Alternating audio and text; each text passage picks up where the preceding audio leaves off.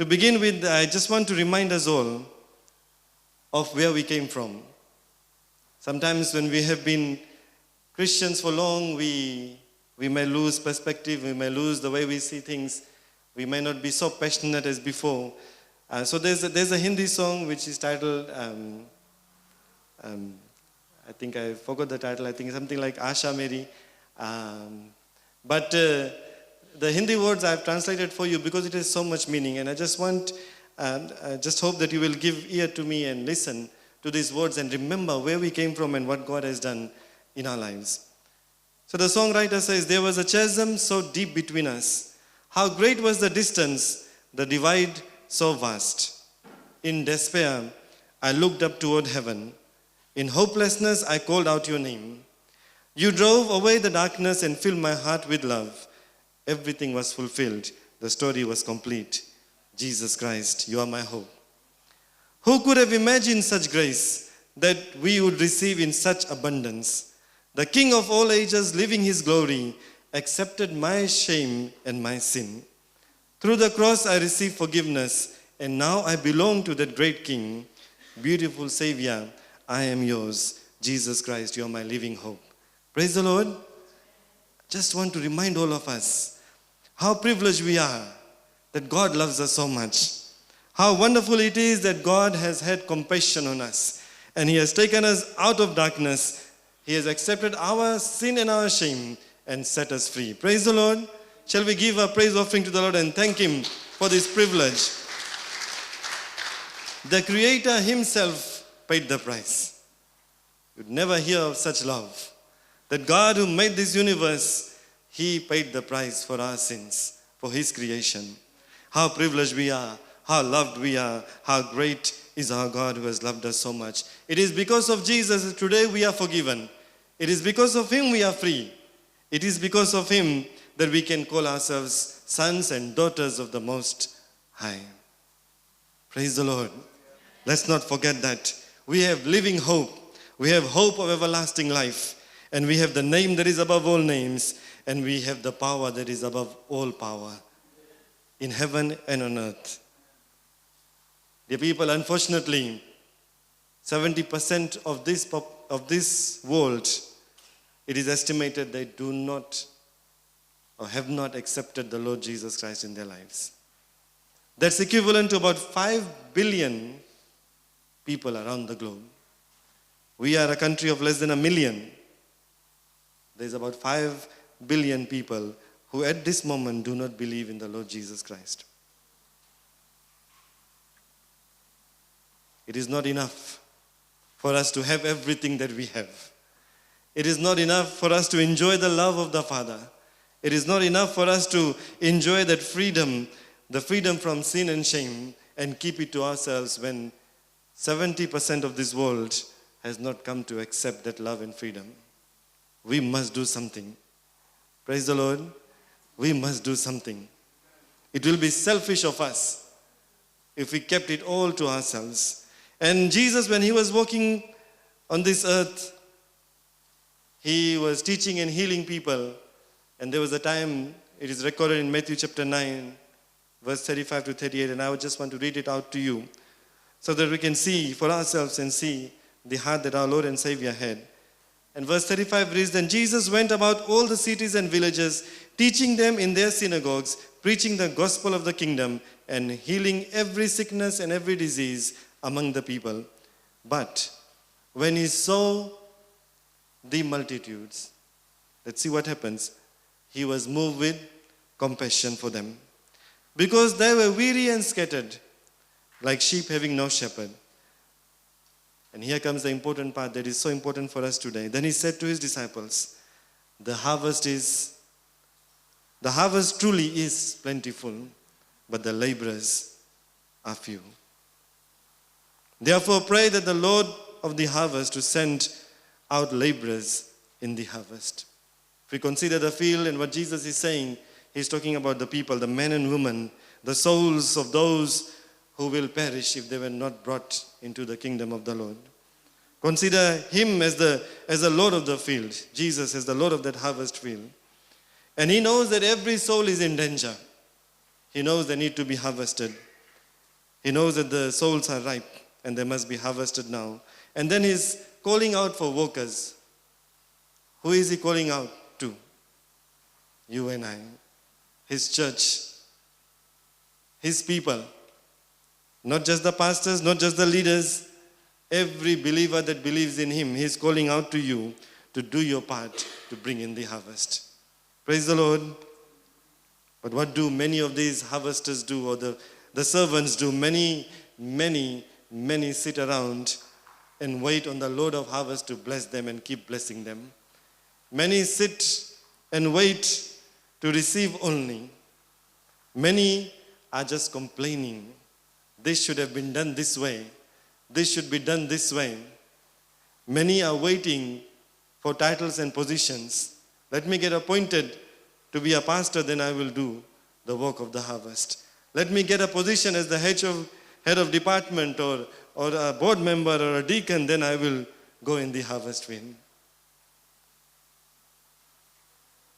Many sleep and are in slumber. And the urgency that Christ is saying, these words, there's so much urgency that the harvest is ready and the laborers are few. And if only we would take that upon ourselves and see. And he's saying that if we do not harvest on time, the crop will be lost. You know, we go to Manveni, and it's a farming community. They do a lot of farming, dalo and vegetables. And the brother there that was healed and this work started so many years ago, Brother Nitin, he was telling me the other day, I saw that he had some cucumbers at home and it was really ripe, and he said, you know, we got so busy, we couldn't harvest on time.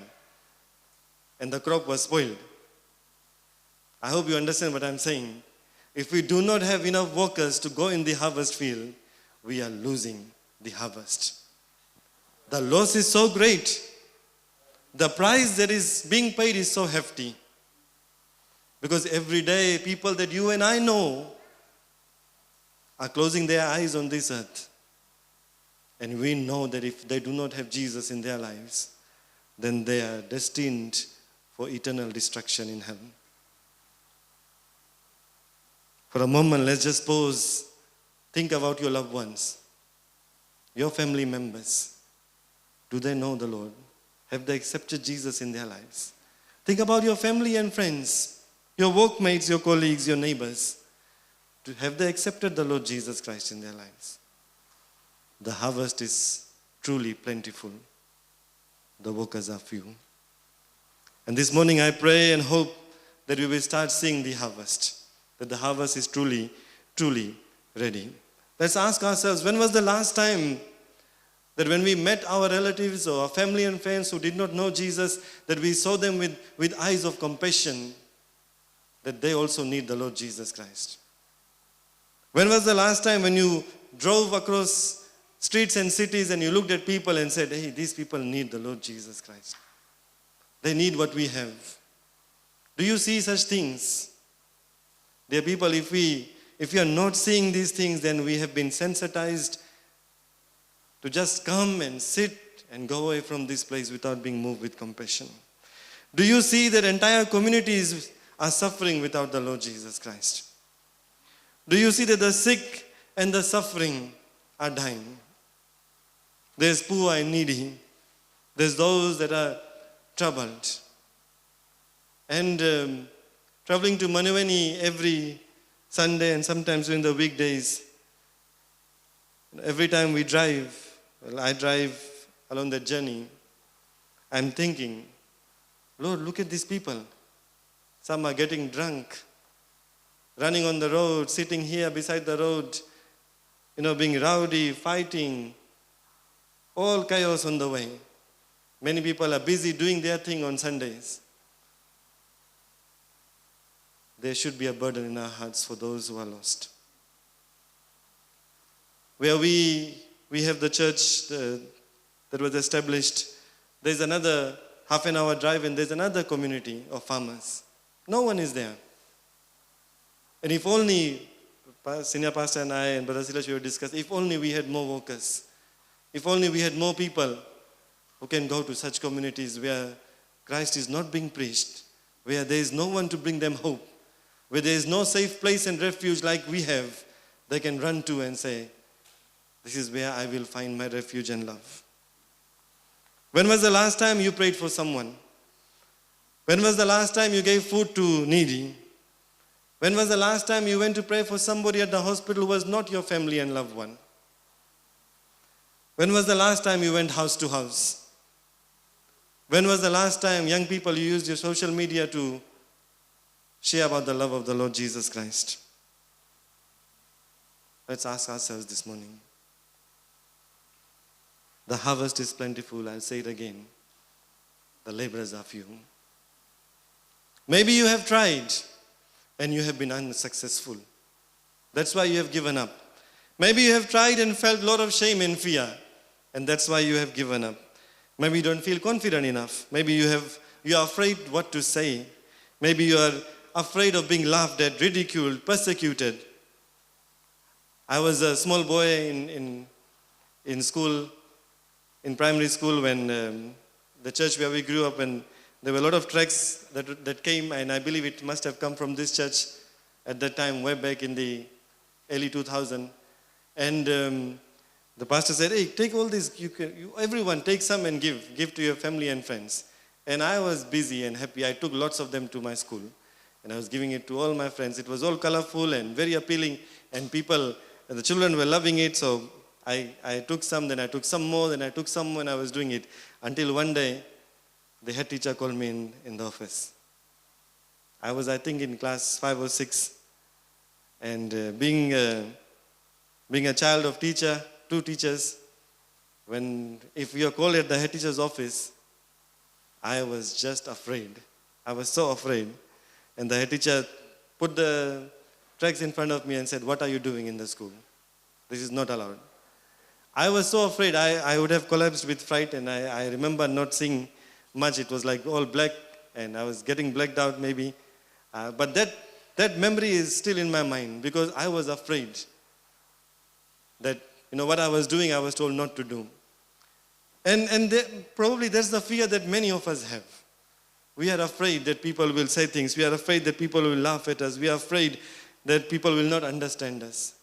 Maybe there are some of you that have tried to pray for people, go and do things, and nothing has happened. Maybe there are some of you who feel that you are uneducated, not prepared, not ready. It can be any of these things.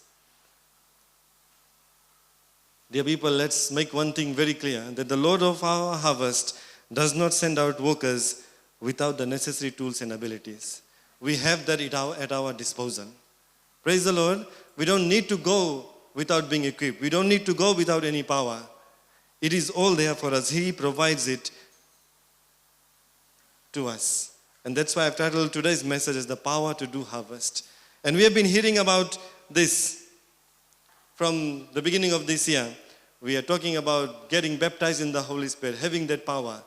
And that is the next step. When we are filled, we will be equipped to go into the harvest field and bring in the harvest. It cannot be done without the power of the Holy Spirit. It cannot be done without the power of the Holy Spirit. In Matthew chapter 28, Jesus said that all authority has been given to me in heaven and on earth. Go therefore and make disciples of all nations, baptizing them in the name of the Father and of the Son and the Holy Spirit, teaching them to observe all things that I have commanded you. And lo, I am here with you always, even to the end of age. Praise the Lord. There is authority. There is power available for us. And the promise that the Lord will be with us until the very end, forever and ever, everlasting, eternally, He will be with us. And in Acts chapter 1 verse 8, you're very familiar with this. Let me read it out to you. But you shall receive power when the Holy Spirit has come upon you. And what is the next step? And then, please read it. You shall be witnesses. Praise the Lord. To be a worker in the harvest field, baptism in the Holy Spirit is very important. Otherwise, we will fail. It will be a futile attempt. We will not be effective. We will get tired. We will get weary. Our passion will die down because we cannot do it ourselves. We need the baptism of the Holy Spirit. And this morning, I just want to quickly share with you some things that changed when the day of Pentecost came. And many of those things you may have heard already, but I'll focus on things which you may have not seen in the way that I'd like to present to you. Number one, when the day of Pentecost came, It changed their sight, it changed their mind. When the day of Pentecost came, it changed their sight, it changed their minds. You'll remember, before the day of Pentecost, these same disciples who were with Jesus, they were fighting many times, they were arguing many times, they were not agreeing many times. Many of them had physical desires to be the one on high. They wanted to know who can be the greatest, if you remember. They wanted to know who can sit at the left-hand side, who can sit at the right-hand side of Jesus, because they were thinking and seeing with their physical and worldly sight and mind. But there was a dramatic change when the day of Pentecost came. What happened? They started to see with their spiritual eyes. The Holy Spirit helped them to see like Jesus was seeing this world. The Holy Spirit helped them to have the mindset that Jesus had. And they were filled with compassion. Instead of fighting or instead of thinking, who can be greatest in the kingdom of the Lord? They were doing everything to bring glory to the name of the Lord Jesus Christ. They were doing things so that Jesus will increase and they will decrease. Do you see the difference? It's no longer I, it's no longer me, it's no longer me and my position. It is for the glory of the Lord. It is for Him and Him alone. May we decrease and may He increase. When we start being filled with the Holy Spirit, then we will stop being carnally minded, the English word so rightfully puts it. We will stop thinking along the lines of our physical being and the worldly mind. We will start thinking and seeing with the eyes of the Lord. They were so driven about taking positions, of being greater. And many times we see that here as well, in our midst, being carnally minded. Many times people are not happy. Many times people want positions of power. Many times people want to be the one responsible, and then only you can move them to do things. But it should be the other way around, isn't it? In the Lord, we are all workers. We should be working. We should be working in the harvest field. No position matters, no titles matters, no responsibilities matters. It is only working in the harvest field. Praise the Lord. And we should start thinking and seeing things as such. And it can only be done when we are filled with the Holy Spirit. The Lord will help us to change our sight and our mind. Remember, the disciples were with Jesus for more than 3 years. Yet their mindset was not completely changed until the power of the Holy Spirit came and changed them from within. That is what we need. You could have been sitting here for years, but if you are filled with the Holy Spirit will help you to change. Another evidence that we can say that we are lacking in the power of the Holy Spirit, and we are thinking with the mind, our physical mind, our carnal mind, is the lack of passion for evangelism that we see. Let's be honest. If we were passionate enough, if we were filled with zeal and power and the love was overflowing in our hearts, we will not have empty chairs in this place this morning. If we were really working for the Lord with all our hearts, we will not have empty chairs in this place. In fact, the pastor would have been forced to buy even more chairs a few years from the time that we have opened this building. We still have the same sitting capacity and the chairs. Things must change. I'm not saying fill the benches, I'm saying go and bring in the harvest for the Lord. The numbers don't matter, the benches don't matter, the buildings don't matter. What matters is winning souls for the kingdom of the Lord. And if we don't see that happening here, that means we need to search ourselves and see where are we going wrong. And I believe that the key that we all are missing is the power of the Holy Ghost. Being filled and empowered with the Holy Spirit. When I said 70% of the population has not accepted the Lord in their lives, then there is 30% who claim to be Christians. And you know what number that is? That's 3 billion Christians. 3 billion Christians going in the harvest field to bring in the harvest. Just imagine what can happen. Unfortunately, as I said, the workers are just sitting. They want to receive more and more and more. They want to complain about this and that, not willing to go in the harvest field. We are building a baptism pool. We can keep baptizing the children who are growing up in this church, very good, and we should praise God for their lives. But we need to bring in the harvest from the outside. We need to bring in the people who have left their religion of their past practices, and we need to see that happening after every service that you complete. How great would it be that people would be baptized in that pool just outside in front of all of our eyes. That was the new church. That was what's happening after the day of Pentecost happened. They were preaching the gospel to every community, every home, every place, and they were baptizing people as they were going, just like Jesus had commanded, go and make disciples, baptizing them in the name of the Father, the Son, and the Holy Spirit. Shall we make a change, dear people? That's what happened. Their mindset was changed. You know what else changed?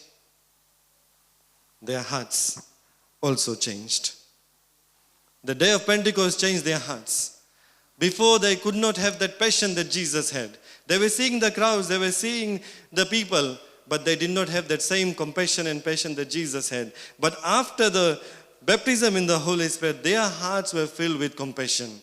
When they started to look at the crowd, they were looking with the eyes of Jesus, and their hearts were filled with love and compassion. There was no longer, competition between them. They all loved the Lord. And they all love the people. Praise the Lord. And after we are filled with the Holy Spirit, expect the love of the Lord to overflow. Many of us, we have grown up in the church. We know that as Christians, we should love each other. We know that we should love others. Unfortunately, many of us, we are doing it because we know that we are supposed to be doing it. But when we are filled with the Holy Spirit, then He will help us to love and love and love. If we love with our own strength, you'll get tired. That's why many stop loving. That's why many start disliking people. That's why many stop loving the communities that are around us. But when we love the Lord, that's what we saw in the disciples. Their love for the Lord was overflowing after the day of Pentecost. Their love for each other was overflowing, and their love for others was overflowing. The third thing that changed was their speech. We know of Peter, timid, afraid of a little girl. He stood up, spoke. What happened? How many were saved on the first day? You are very educated. You all know the Bible very well. Please help me so that I can finish quickly. How many were saved? 3,000. Praise the Lord. If He can use Peter, He can use all of us. We don't need to worry about what we are going to say. We don't need to worry about our Hindi or our English. We don't need to worry about writing and reading. The Lord will do everything for us if we are filled with the Holy Spirit. We just need to be empowered and equipped. What else happened? It brought unity, number 4. So the Lord, the Holy Spirit helped them to see and have the mind of Christ. The Holy Spirit helped them, their hearts were changed. The Holy Spirit changed the way they spoke, and the Holy Spirit brought unity amongst them. In Acts chapter 2, we read, now, verse 44, now all who believed were together and had all things in common, and sold their possessions and goods, and divided them among all as anyone had need. So continuing daily with one accord in the temple, and breaking bread from house to house, they ate their food with gladness and simplicity of heart, praising God and having favor with all people. And the Lord added to the church daily those who were being saved. Praise the Lord. The Holy Spirit brought unity. They all had one mind. They all had one sight. They all had one heart, and it brought them together. And I know that in every household, in every church, in every denomination, we don't agree all the time. We have issues and problems. But when we have the Holy Spirit overflowing amongst all of us, we'll be in one accord. Praise the Lord. Everyone will be together by the empowerment of the Holy Spirit. Just imagine if every one of us sitting here in this place, we are equipped and empowered by the Holy Spirit, we'll start being so much united together. And the Lord will keep adding every day because of our unity as well. Praise the Lord. They prayed together, they worshiped together, they ate together, they shared what they had. The unity brought more and more people together because that is something that people saw that no one else had. They were united by the power of the Holy Spirit. Number 5, the Holy Spirit brought power and boldness. And we know of this so many times. Our senior pastor has taught us how Peter's sermon changed the lives, how he became so bold and powerful. I just like to dwell on something that happened after that. After that preaching where thousands were saved, they went to the temple. There was a guy. Who was that guy? A lot of Sunday school teachers in the house. Please help me, otherwise I'll keep you for 1 hour. My wife told me, make it short. How many? What happened? Who was the guy? Okay, tell me what happened to him at the temple. When Peter and the other disciple went, he was begging. I'm giving you so many clues. Crippled. Very good. Thank you, brother. There was a lame man. He could not walk. And they set him free. He jumped up and he was made well. What happened after? The rulers were not happy. The religious leaders were not happy. So they got them arrested. And they produced him before the Sanhedrin. And they questioned them, on whose authority have you healed this man? And I just want you to focus on the boldness of Peter. And we'll read it in Acts chapter 4, verse 8 to 12. Acts chapter 4, verse 8 to 12. Then Peter, filled with the Holy Spirit, said to them, he was addressing the rulers, and he said, rulers of the people and elders of Israel, if we this day are judged for a good deed done to a helpless man, by what means he has been made well, let it be known to you all, and to all the people of Israel, that by the name of Jesus Christ of Nazareth, whom you crucified, whom God raised from the dead, by him this man stands here before you whole. This is a stone which was rejected by you builders, which has become the chief cornerstone. Nor is there salvation in any other name, for there is no other name under heaven given among men by which we must be saved. Praise the Lord. When they stood up and preached in front of the crowd, they were not under custody. They were not, being persecuted. But here they were in custody. They have been brought before the rulers and they wanted to punish them. And they were not afraid. The same Peter who was afraid of the girl, he was not afraid even when he was in custody. He stood up and he proclaimed and he said, it is Jesus who has made this person well. And he did not even leave it there.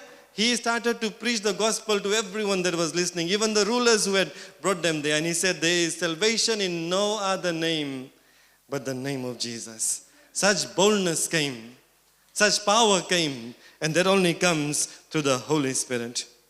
And verse 13 in the same chapter says, now when they saw the boldness of Peter and John and perceived that they were uneducated and untrained men, they marveled. See the glory of the Lord? When they allowed the Holy Spirit to walk through them, their boldness moved the rulers' hearts. They marveled.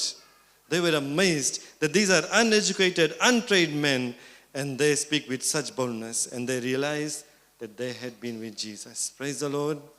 Praise the Lord. This is what will happen when this congregation decides that, Lord, I want to go in the harvest field.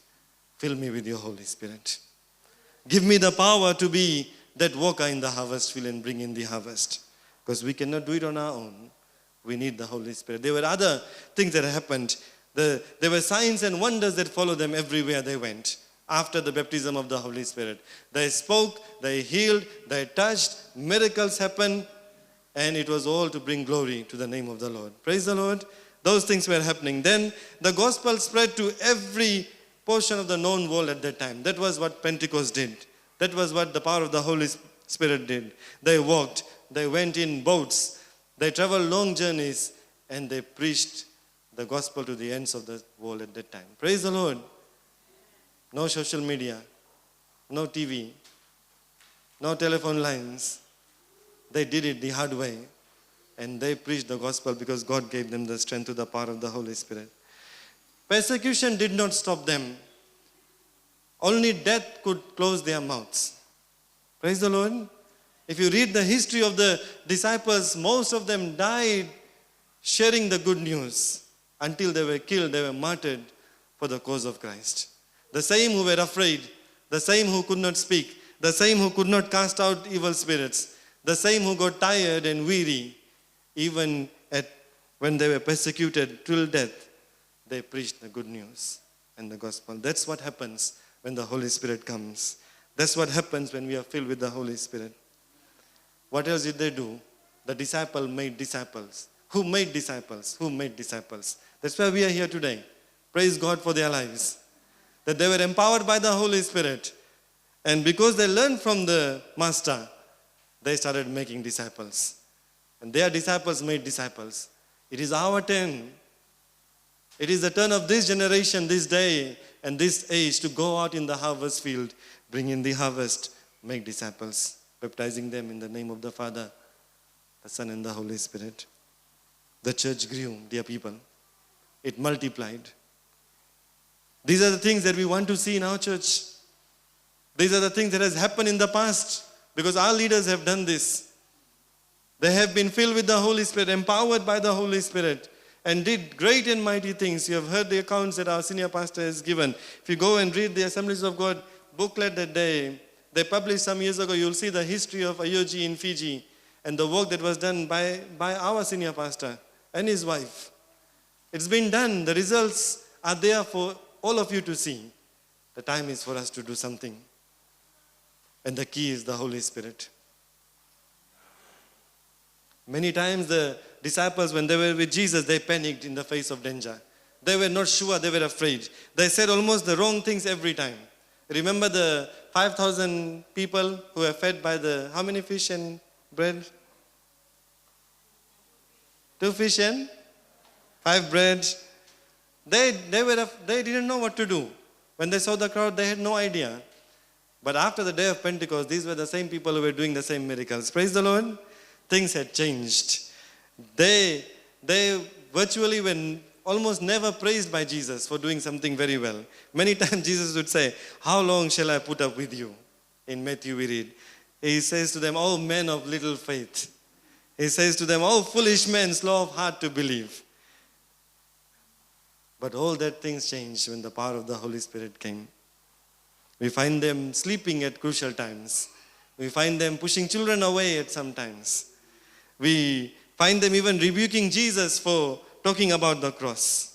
And we find that they were scattered when he was crucified. But everything changed, dramatic change when the power of the Holy Spirit came. And you and I, we need the same power in ourselves. If only we would empty ourselves and be filled with the Holy Spirit, we can move mountains. We can bring in the harvest. And the Holy Spirit can give us that courage and power to be the witness for the Lord Jesus Christ. We have beautiful churches. We put up impressive programs. But until we are filled with the Holy Spirit, we will never be equipped to do the work of the Lord. The reason many have not been filled is probably because they do not have the desire to be filled. But this morning I just want to echo the call of the Lord. He's asking us to come expecting, come desiring to be filled.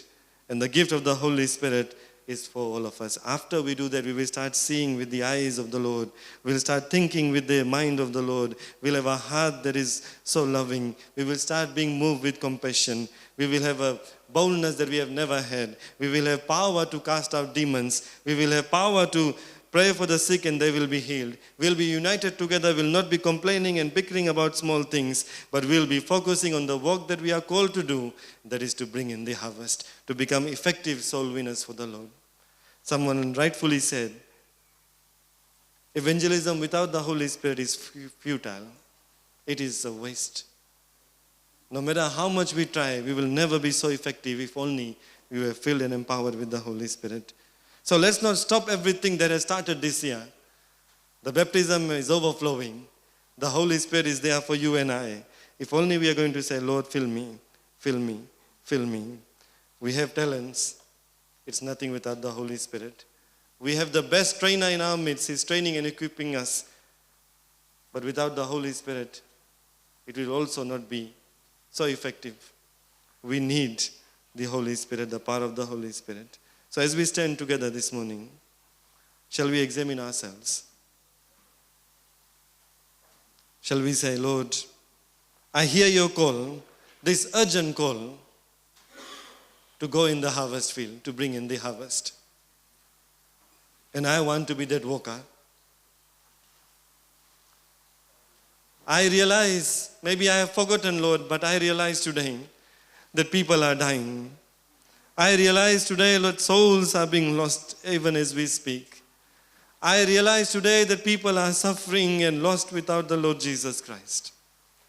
Lord, send me. I want to be that worker in the harvest field." And the Lord is calling out every one of you. Doesn't matter who you are.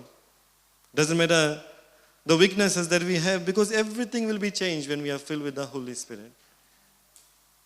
We'll be transformed and changed like these disciples were. Our mindset will change, our sight will change, our heart will change, our speech will change, our vision will change. We'll have boldness, we'll have power, we'll have unity. We'll be able to change this world. So that when we leave this place this morning, it is my prayer that when you pass the streets as you drive by, you'll say, Lord, help me.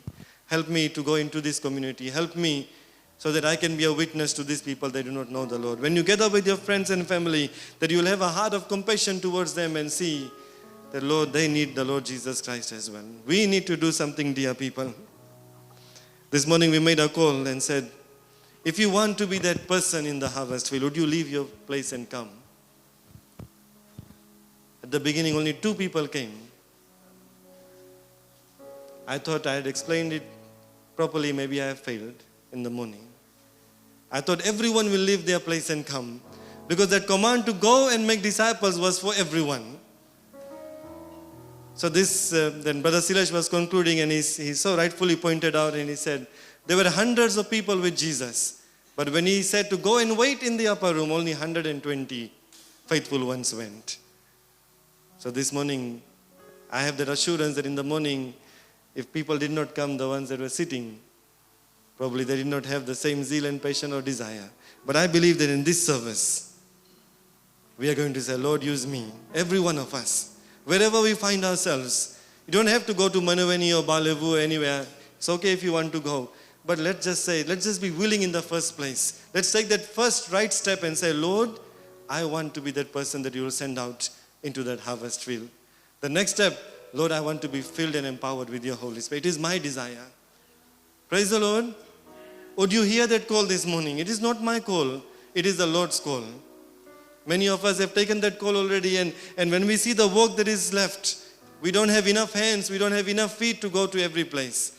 If Kinuya Assemblies of God, our congregation, hundreds of people that are part of this family, if we start saying, Lord, I am that person that will go, next year when we stand in this place, we will not have enough space. Amen. Praise the Lord. Do you believe it can be done? Amen. It can be done by the power of the Holy Spirit. Would you hear that call and leave your place this morning? And say, let's just come before the altar and say, Lord, I need that Holy Spirit in my life. Because I want to be that worker that will go in the harvest field.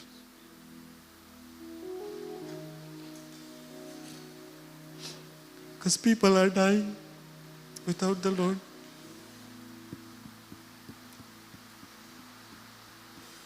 Shall we have that burden for the lost? Maybe we have failed Him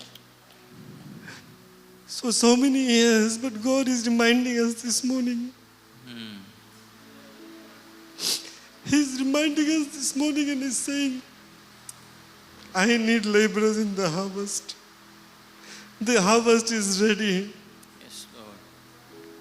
Are you willing to be that worker in the harvest field? We want to hear people come and say, Pastor, this community needs the love of the Lord.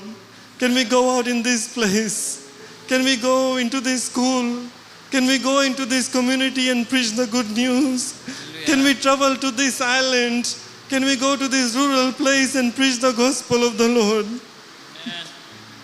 We need that to be coming from all of us, and not just the leadership of the church telling us where to go, but we need to have that desire and passion in our hearts to keep in bringing the harvest, because indeed the harvest is plentiful.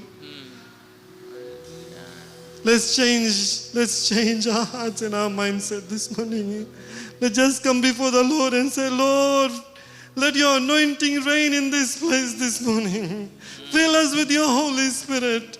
We want to see the same change that happened after Pentecost. We want to be like the disciples and those 120 people whose eyes were changed, whose sight was changed, whose mind was changed, whose heart was changed, who grew together in unity. They did everything together. They went to house, community and streets and places to the ends of the world, preaching the good news of the Lord Jesus Christ. Amen. Signs and wonders followed them everywhere they went. People were being healed, dead were being raised to life again, the lame walked, the blind saw, because the power of the Holy Spirit was there. Amen. If only the people of Kinoya would say this morning, if only the congregation who are here this morning will just say, come before the Lord and say, Lord, I am ready to be that person. Use me.